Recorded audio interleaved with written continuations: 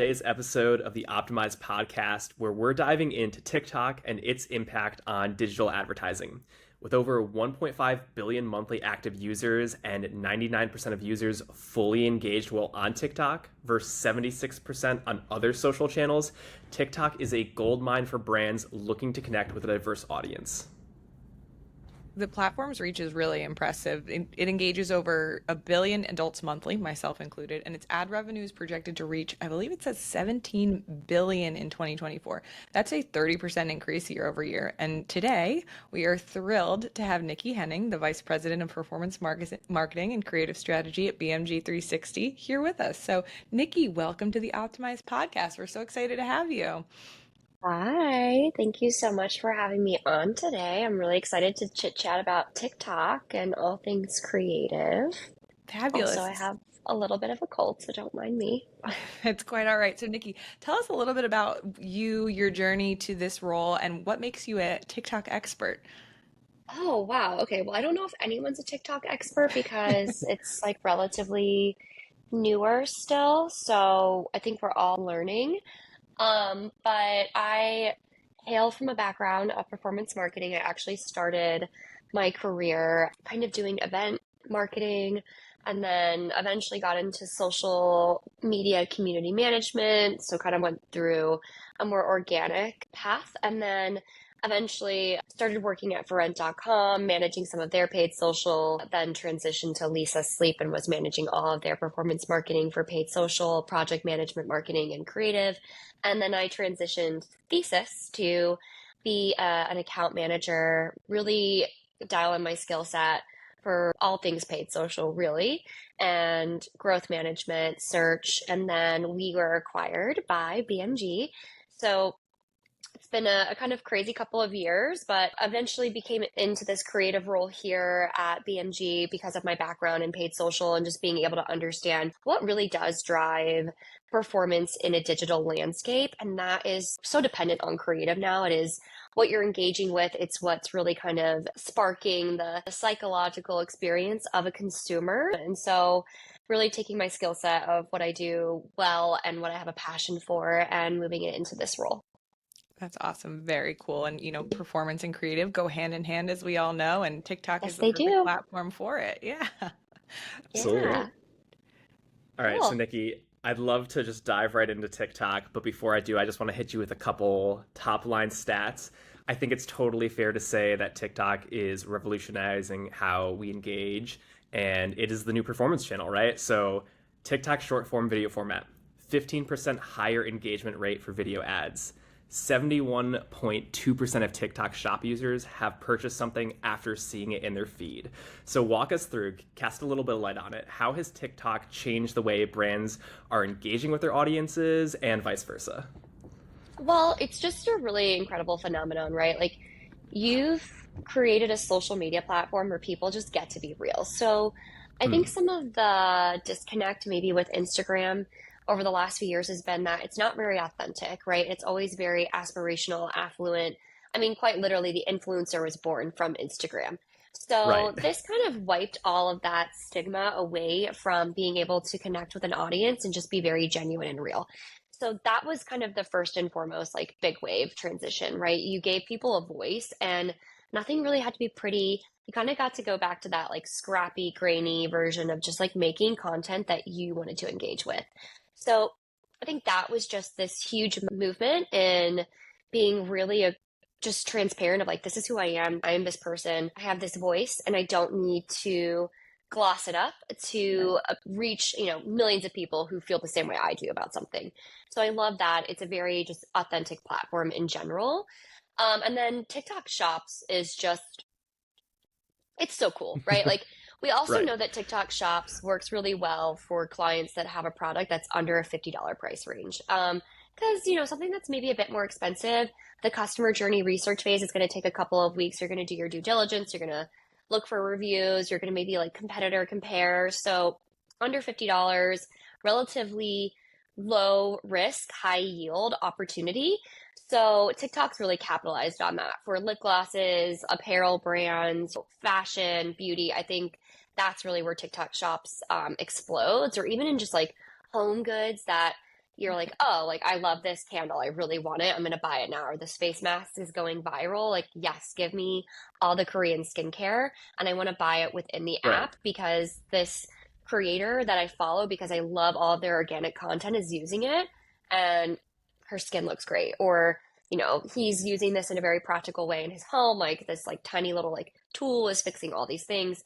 It's just really cool because again, it takes that really classic problem and solution style creative that we know works across a variety of verticals and mediums, and it puts this in a very digestible content form, and then you're layering in a shop tech solution, so the entire experience is super gated, and you're using best practice UGC content, and you're really encouraging the user not to have to leave, so there's no exiting. It happens all within one transaction. It's gated. It's in the actual app itself, so it's just a seamless experience. And I think TikTok Shops has really gotten this right. The interface on TikTok just makes it so easy to shop something so quickly. Like you said, it's all in one shopping. You don't need to go anywhere. That totally totally makes sense within TikTok. And I love it too, because like the creator, it's a video, right? And the creator's like, if this is orange, it means it's in stock. So like buy it right now. Like Yeah. like you should never be running a video for your products out of stock. But what an incredible like urgency creative strategy tactic to use. Mhm. So again, the entire kind of psychological experience behind that wasn't really driven from a first person testimonial, but you're watching your creator that you love to follow say, buy this right now. It's in stock on my shop. I have it available for you. So it's just really cool. Yeah. Well, you talked about a little bit earlier was, authenticity, right? And authenticity with UGC creators. And I think TikTok was the first time that I ever heard somebody say under aesthetic and, not curated. And I think that that's so valuable. So I'd like to hear a little bit about UGC. Can you, can, for the, the common viewer of TikTok, can you explain what is UGC? And then from the brand perspective, what are the unique benefits that UGC offers to a brand? How do you use UGC on a daily basis? And, how do you find UGC creators, et cetera? I'd love to dive in on that.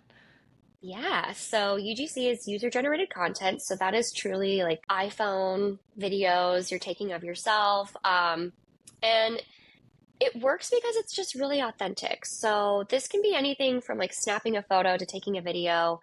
It can be as scrappy, as polished as you want it to be. But the reason why it works is because it feels real. And so much of what we engage with on social media often at times feels a bit dystopian, right? Like it's just so almost out of reach. And it's like, well, I'm never going to be able to afford that, or I'm never going to have that lifestyle. So a lot of influencers were creating this really glamorized UGC, and it was kind of falling flat. And we thought maybe UGC was on a downward trend of how it was engaging users on Instagram or Meta, for example.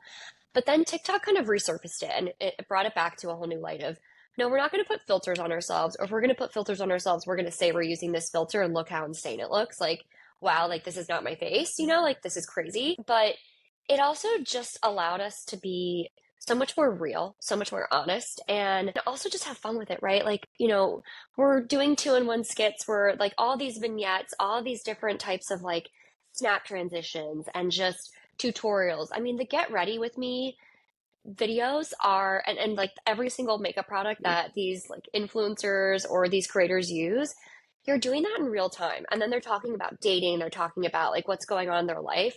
And suddenly you've created a series that feels so natural. And a lot of these creators didn't even realize that they were like product plugging Tarte or Charlotte Tilbury, or like they just like wanted to like talk to people. So we brought back this medium of just engaging with an audience to engage to be real. And so what we've been doing, kind of in the performance lens is how do we take that same tonality, that same feeling and transition this into a bite-sized piece of content that will want to make a person take an action. And I think that's really like the kind of beauty and the magic around UGC, because if you create a UGC ad and it does really well, it's just like you can scale it to the moon, right? And I think we're going to talk about unicorn ads a bit later. I have some Right. thoughts and opinions on that, but yeah, it's just cool. I love it. And there's just so much you can do with it. And the trends are always changing. We're always seeing something different work. We're always seeing something organic come up that may or may not be good for an ad. But I love it in general. And I think it's great because we're giving a voice to so many people who otherwise may have not felt comfortable on a different social media platform. I think we've done such a good job like setting the table right for someone coming into this and understanding the significance of the authenticity that's going into user generated content. And you brought up something that I wanted to give a little bit more attention to, which is what are the trends right now? Like TikTok, right, has rolled out the capability for longer and longer videos. Are we starting to see that there is more, you know, use cases for longer video in terms of like UGC? Is there more better performance there right now? Is that still something that we need to test out? And yeah, give us like a little bit of a sense of what you're seeing right now in the moment, now that we've kind of given the structure to dive a little bit deeper. Yeah, so long form content does really well on TikTok. I think there have been some really cool kind of almost like podcast mystery style series of, these like amateur sleuths going out and solving Yes, these like true crimes. And I think it's all the incredible. rage. But those are long form content. And so what we're seeing in the marketing space is being able to take that long form content and really draw that out into a 2 or 3 minute like tutorial video explainer ad. This format works really well when it comes to very heavy educational content. So if you're a brand that's very high consideration, or you are a brand that's not necessarily like easy to understand, right? So something that is in the tech space, finance, for example, like being able to use this form, this content to explain to your audience exactly what problem, like, or what solution you're solving for a problem, I think it's just so great. And also, there's kind of like no guardrails around that, right? So long form Mhm. content is definitely trending, but we also still see that, short 30-second video ads are like they're having their day and they always will, right? Right. But there are just some trends that I think are really cool that we test into TikTok. Again, I think I mentioned like the 2-in-1 skit. There's just some things that I think happen from an organic standpoint of even if again, it's like a get ready with me video, right? We can take that and turn it into Right. an ad. If it's a ASMR organic video of a fridge reorganization, like stock my home with me for my kids, we can turn that into an ad. Like people love ASMR videos, and that's also like Mm. really satisfying to watch. Um, it's almost kind of saying, what are these trends that we're seeing in organic videos, and what does a consumer like to watch organically? Then how do we craft a brief around that for a paid ad? And Mo, you asked a question about how we source creators, and I wanted to answer that because I didn't answer it earlier. But we'll craft briefs for each of our concepts that we're looking to execute. And then we'll connect with our producer who will go out and actually source creators based off of just their aesthetic, based off of their capability, based off of their followers that really match the brief and the content and the brand that we're trying to really kind of, take across the finish line.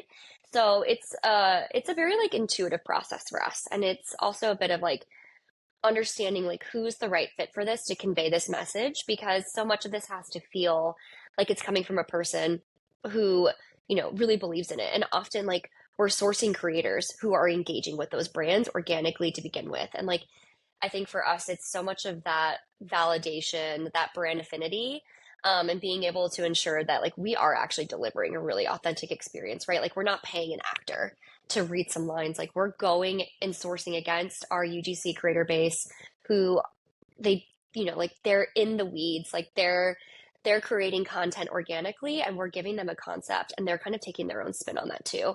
Um, and I think that trend also like the trend of being able to say, hey, content creator, we believe in you. Execute this. Like, here's the guideline, but execute this in a way that feels natural to you because we want it to perform and feel really strong and feel really real. Aligning the creator with the brand, I think, is so important because, you're say the creator is a single mom, right? You're not going to be most likely aligning her with a brand that is for, early, tweens, for example, who are going out and trying to decorate their locker or something like that. You really have to go with what is this person experiencing on a day-to-day basis? What is important to this creator? And then align it with a brand that makes sense for them. It would look ridiculous to see, just somebody that just doesn't fit. It's Yeah, incredible. absolutely. So a little bit ago, you talked about unicorn ads, which we refer to as, what we refer to as for ads that are really high performing. Are these becoming more popular on TikTok or more common, less common? If so, why? What are you seeing in the space? Yeah, so okay. The idea of a unicorn ad, I think, kind of stemmed from Instagram Meta when you could take, and for example, I'll give you an example. I took a picture of a box of flowers for a client that we used to run media for, Urban Stems, and I took it in front of my old apartment building in New York. And it's a static image, and it's a box of flowers in front of my apartment door, and it absolutely crushed for years. We just didn't turn it off. It drove a ton of engagement. And that was a unicorn ad. And it was a picture of a box of flowers. And it's like crazy. We didn't do any post producing, nothing. Like we just like stuck it in Meta Ads Manager and it scaled. Like a unicorn ad, I think in TikTok is so much harder to achieve because the name of the game on TikTok is continuous new content, right? If a user has seen a video more like more than once, they kind of automatically are just like disengaged, right? So like creative fatigue on TikTok is so real. It's so insane. So you almost have to be just like producing so much content and testing so much. And yes, you can scale an ad quite well on TikTok because any good prospecting campaign will be excluding, visitors or users that have engaged with this ad creative before. Media buying tip 101. So, there's unlimited potential reach opportunities within TikTok, but the idea is to be able to scale that out against a video concept. It's just like you've got to have the recipe for all the right things. And I think what we now understand too, and like what we're even hearing from big tech, is that there is no recipe for a top converting ad anymore. Like it's just changing so much. So I think there used to be this unicorn ad that we could create, but the landscape has just become so different now. And I don't think that's wrong, right? Like, I don't think there's any shame in being able to say, like, hey, unicorn ads are very, very challenging. And if you can still create one, like, I love that for you. I think you should, and you should always aim for it. But there's nothing wrong with saying, hey, like, we've got to create more content. We've got to continue to test. And that's really what I think we aim to do here. And if an ad is performing, yeah, iterate on that. But yeah, it's really hard now. I wish that we could still say that there is a recipe for one, but I'm The not really sure if there is formula. anymore. Yeah. I know. I think that's really good for us. We do a very good job of, not being stagnant and continuing to iterate and see what works. So I'm very impressed by our creative teams on that front. Oh yeah, they're the Absolutely. best. So, Nikki, I'm really curious then to get your take on this. I think, right, taking into consideration this unicorn ad idea and what performs really well, do you have any insight into balancing something like an evergreen concept or creator that you're going with as opposed to trying to chase like a viral trend of the day, whatever that might be, right? So for me, for example, the number one things that comes to mind, we talked so much about like the get ready with me style of videos that you would see in these platforms and on TikTok specifically, right? And I think for me, the one that I saw this summer was this like the one song paging Dr. Beat. I don't know if you're familiar with what I'm talking about, Emergency, but like emergency. Yep. exactly, right? And that Yeah. to some extent like dips into like a get ready with me because you're seeing someone construct an outfit or an aesthetic. So what's the deal? How much do you go with what you've already done and you have data behind and you kind of trust versus we got to chase whatever What's is, viral? is all the rage. Exactly. Yeah. Yeah, so I love this topic because Yeah. there's just so many directions you can go with it. I think we were even talking about like, oh, like how can we play into Brat and Demir, like Brat Summer and Demir Fall? Yes. Because Yeah. yeah, like we were like, oh, we should do this for some of our skincare brands. Like, how fun. If you're able to execute it, like if you are able to identify a trend and it is happening right now and you can turn that around pretty quickly with relatively low lift, heck yeah, go for it. Test it, see if it works. If it scales, I mean, never turn it off, right? Because suddenly that's Right. no longer a trend and that's an evergreen concept. So these get ready with me videos, I think they went from being a trend to being evergreen. But if Mhm. you're like looking at songs, like music is very trendy. So like even the I'm looking for a guy in finance, Right. like that Yep. song, Finance. Yeah. hilarious. Yeah, like hilarious, Yes. incredible. But it was, it had its moment this summer and then it Right. ended, right? So to Hmm. use that for an ad, minus the copywriting issues, Hmm. that would be very challenging. But there are things that are happening that are trends that are becoming much more organic. Again, like the 2-on-1 skit. That was a very big kind of viral trend that is now almost an evergreen strategy. And it takes a lot of work to understand like what you're seeing to like kind of pick that apart, right? Like is going to Hmm. be a viral 2-day phenomenon, a phenomenon. Sorry, I had to quote Chappell Rowan. Or is this going to be an organic trend that we can really grow some legs on? We try to focus as much as we can on things that are going to be evergreen because the shelf life on evergreen, is much, much longer. But I think trends are so fun. And with a brand like TikTok, or not a brand, a channel like TikTok, you can explore those trends. And for any brand that's looking to kind of dip their toe into the trend water, organic is a really great place to try that rather than paid. And then if you actually have the capabilities to execute a paid ad, if it's relatively low lift, go for it. Yes, but evergreen is best practice. Nice. Like it. All right, I have a question that everybody knows you're going to ask. Everybody's probably expecting it because if you're not talking about AI today, what are you talking about? So I Yeah. want to get your thoughts, your take. What are your thoughts on using AI generated content, AI generated UGC in TikTok? What do you think is an appropriate use case? Where should brands avoid it? Have you seen it work? Have you seen it backfire? What do you think? I love AI in general. I just think it's really cool, minus the 7 fingers on an AI generated creator. Yeah, it's just like kind of funny. I think it's great. So AI UGC, which we are testing here, has its place, right? I think we're testing it in a really thoughtful way where we're almost coming out and saying, hey, I'm an AI creator, which means I've had the ability to scan hundreds of thousands of sites that compare this product to this product. And I think that's a really smart use and a very immediate call out to build trust with the consumer. But if you're trying to plug in AI UGC as a real consumer, that's such a red flag. And when I see brands do that, I cringe because I know it's not real. But when you use AI to voice that it's AI for a very practical solution, that is such an unlock, in my opinion, because you're taking the tech for what it was meant to be used for and you're applying it to a really kind of creative way to answer this like larger question that we're asking against, a brand or a service industry. So I think there's some really cool things that we can test into it. I think AI UGC is great for a brand that's dabbling in the finance or even like kind of like tech sphere because that's really cool. And being able to kind of unlock it that way. I think AI creative for like more CPG brands may be a bit harder, but I could be very wrong about that, but I think AI in general is cool. And then just being able to iterate so quickly. So, what I think AI is going to unlock is big swing concepts from people who actually are so passionate about creative. AI is not here to replace anybody, it's here to enhance the people who are boots on the ground, in the weeds, working on creative. So, being able to take someone's brain and kind of just open it up even more, right? So, if I can execute 15 really strong concepts, I can then rely on AI to iterate on those. So we go from having 15 concepts maybe to like 100, right, to test. And that's where I think the efficiency and scale of AI is going to come into play. And it's going to allow the creative people to do what they do best and just like be very creative and think of new things. Mhm.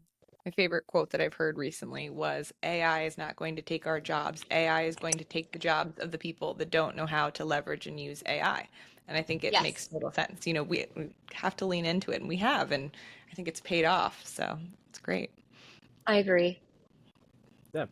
I want to pivot just for a moment. I wanted to get a little bit more information from you on how you would take content that you've produced for TikTok and repurposing that in other channels or even just other platforms, right? So you take TikTok and that sort of short form, right? You have Instagram Reels, YouTube Shorts is, I think that must have come out just earlier this year, right? But even then, too, you know, right now TikTok is the leader. So you're seeing that same style of content appearing in linear channels as well. So do you have anything to say about this idea again of like TikTok being the leader and then repurposing that content into other platforms? Yeah, I mean, I don't even think we need to repurpose it. I think we can just be making TikToks and like Right. blasting them live in Meta and YouTube short form videos. Um, we like Reels is TikTok. Make Mhm. TikToks and then we'll put them in ad campaigns, ads manager, and we'll see how they scale and we'll see how they perform. But that it's a one-to-one carryover. And we do this quite often. It's very common for us to make TikToks and then to run them in Meta. We haven't started testing YouTube Shorts yet as a one-to-one content comparison, but I'm sure we will. We just have some clients that are kind of starting to test into that because it's a relatively newer performance channel placement. So that is something that we're starting to optimize against. But yeah, I mean, we should just be making TikToks. They're fun, they're engaging, and we know they convert. And also kind of the rule of thumb right now is if it works in TikTok, it's definitely going to work in Meta. That was what I was actually just going to ask about. We talked about how authentic, right, or under aesthetic or scrappy TikTok is. Have we seen there be any downward trend when we've, taken a TikTok, moved it over to Instagram and said, "Ooh, okay, this was too edgy for Instagram, but fit the bill for TikTok." No, like we're actually seeing the complete opposite. So people want to engage with creative that feels very real. So when we take a TikTok ad and we run it on Meta, we see even better engagement because let's get something very straight. Meta still is the number one social platform and it's still the number one driver of digital conversions and digital brand reach and awareness, right? Like they own that algorithm, have fine-tuned that machine. Like it is a monster, right? So if something's doing well in TikTok, which is still like a relatively new like social platform, it's gonna crush in Meta. Like, and Mhm. we have enough foundational like reporting to back that up. It's no longer a hypothesis. It is like the rule of thumb. We know that to be We true. have the So it's data. really cool. Yeah, Yeah. we have the data. We have case studies that we have put together. Yeah, it's really fascinating. So it almost reaffirms this kind of need that people want to engage with authentic creative. Now, that's not to say that like branded creative has like had its day in the sun. No, like Nike did not become Nike by making UGC ads. Like they are a polished, pristine brand and they have the revenue and the company and like the prestige to back it up, right? So there's always a balancing act. But yeah, if something's doing really well on TikTok, it's going to do well in Meta. Yeah, you want to start talking about hooks? We'll Yeah. get into the Hooks. okay, yeah, absolutely.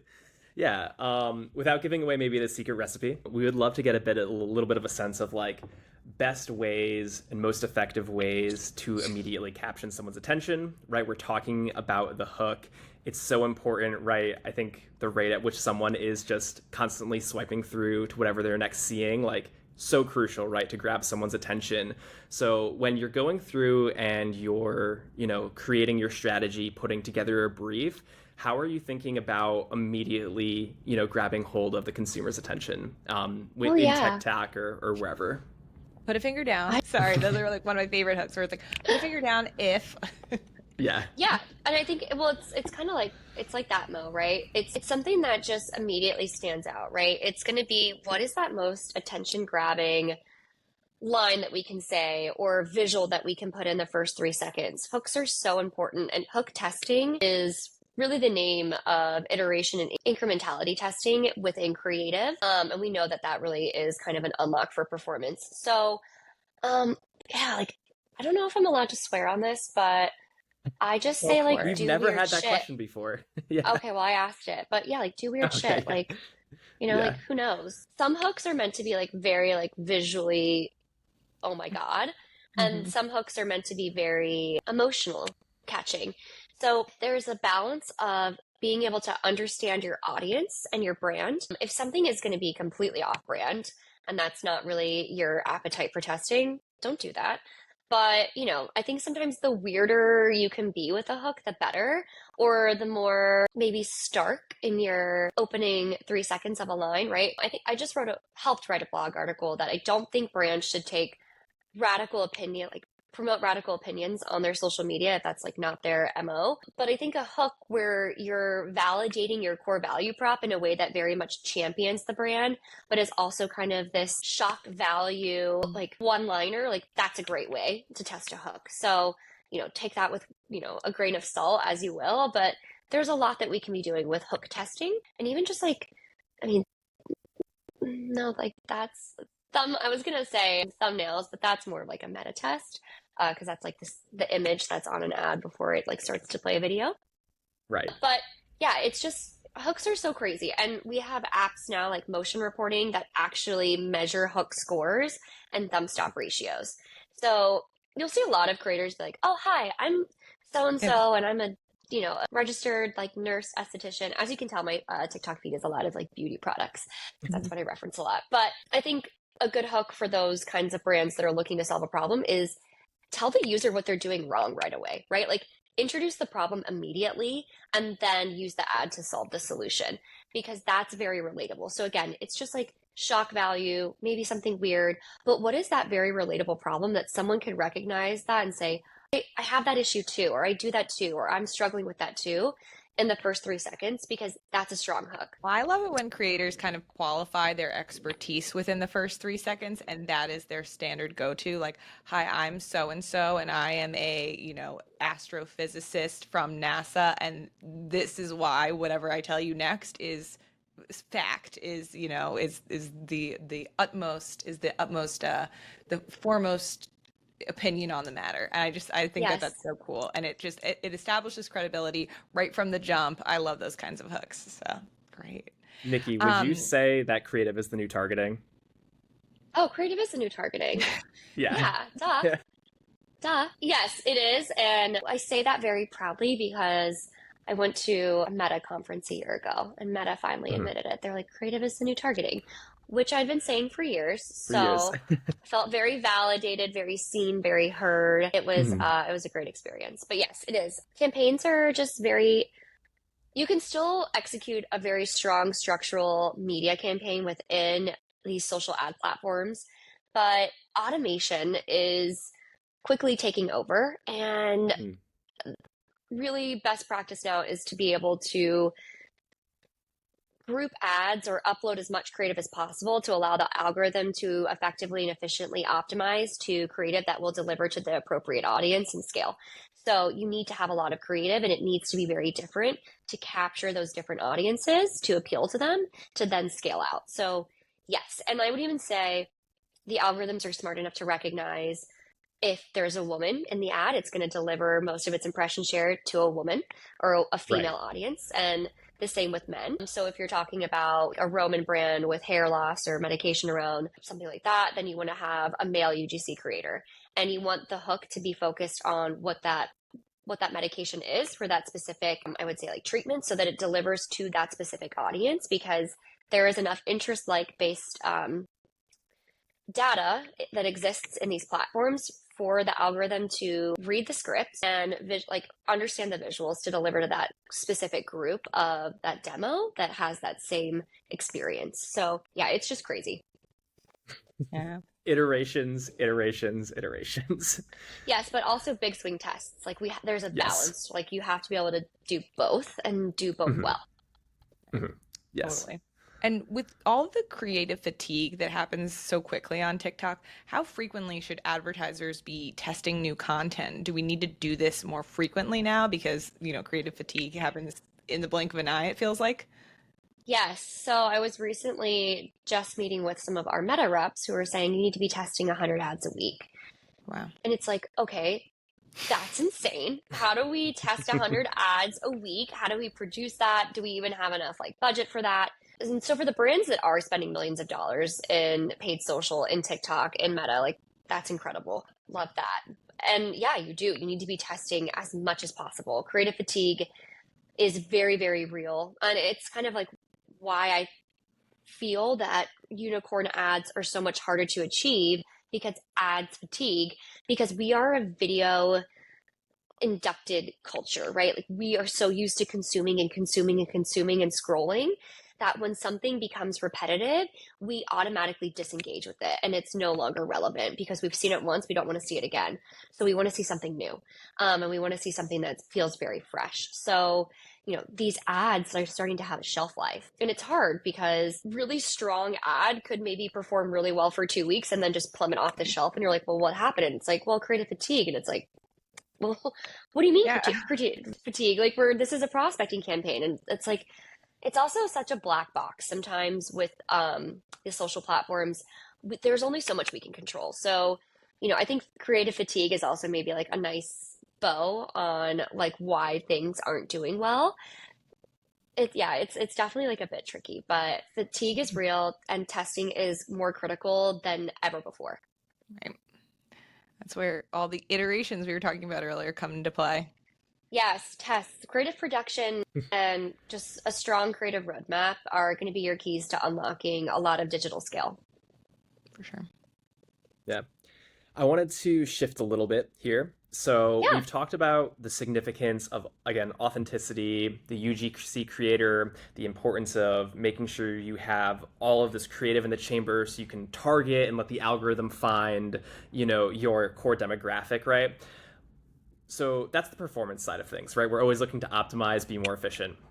Then there's the brand side of things. Tell us a little bit about brand performance and balancing, right, a brand wanting to present a certain image and communicate certain themes versus that performance. And even too, right, I think we brought up Nike earlier in this conversation.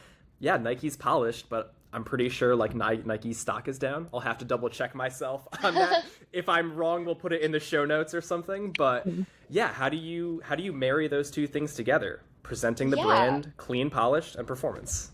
So we call that brand formance. And Yes. it's like a relatively newer term, like probably not that new, like in the last like 2 years. But it's this idea that something that's very branded can perform. So what I like to say is if you have an organic post or an organic marketing concept and it's driving conversions, if it's driving, I would say performance across your KPIs, put that in an ad concept, right? Like launch it as a social, like a paid social post. TikTok's like rolling out static ads like in their platform. So we're going to be able to test, like standalone image ads in TikTok, which is going to be kind of crazy because we're going to be able to take like strong featured call out ads that we've been testing in Meta and now test those in TikTok.